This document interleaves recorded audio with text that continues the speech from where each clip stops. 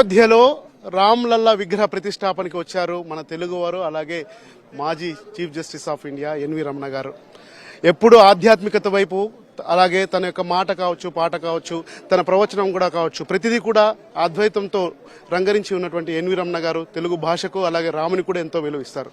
ఈరోజు సార్ కాసేపటి కిందట రామ్లల్లా విగ్రహ సందర్శన చేసుకున్నారు. ఎలా ఉంది, ఎలా అనిపిస్తుంది సార్? ఇంతమంది చాలా అద్భుతమైనటువంటి కార్యక్రమం. కోట్లాది రామభక్తులు ప్రపంచవ్యాప్తంగా ఈ శుభ సందర్భం కోసం అనేక సంవత్సరాల నుంచి వేచి ఉన్నారు. మరి రాముడు ఆదర్శ పురుషుడు. అదేవిధంగా మరి చాలా రామరాజ్యం అంటే ప్రజలందరికీ న్యాయం జరుగుతుంది, అందరూ సమానంగా గౌరవించబడతారు.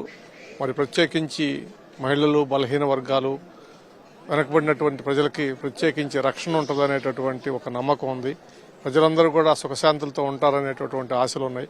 అటువంటి ఆశలతోటి మరి ఇవాళ ఇక్కడ ఈ రామ విగ్రహ ఆవిష్కరణ జరిగింది. మీరు లోపలికి వెళ్ళారు, గర్భగుడి దర్శనానికి వెళ్ళారు. ఆ అనుభూతి ఎలా ఉంది? ఎందుకంటే దేశవ్యాప్తంగా ఈరోజు ఎదురు చూశారు. చాలా అద్భుతంగా ఉందండి. You feel lot of vibration. ఎందుకంటే ఇది కోట్లాది ప్రజల యొక్క ఆకాంక్షలకు అనుగుణంగా జరిగినటువంటి కార్యక్రమం కాబట్టి ఆ యొక్క కార్యక్రమంలో ఖచ్చితంగా ఒక అనుభూతి అనేటువంటి ఉంటుంది.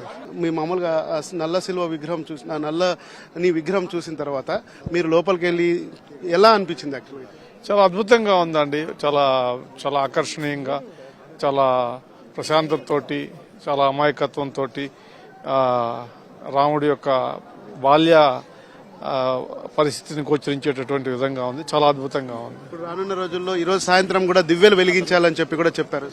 ఇక ఎన్ని కార్యక్రమాలు మనకు సంబంధించినంత వరకు రాముడు ఆదర్శ పురుషుడు, రాముడి మరి ధర్మ పురుషోత్తమ రాముడు కాబట్టి మర్యాదపూర్వకంగా ప్రజలందరికీ కూడా మంచి జరగాలనేటటువంటి కోరుకుంటున్నాను.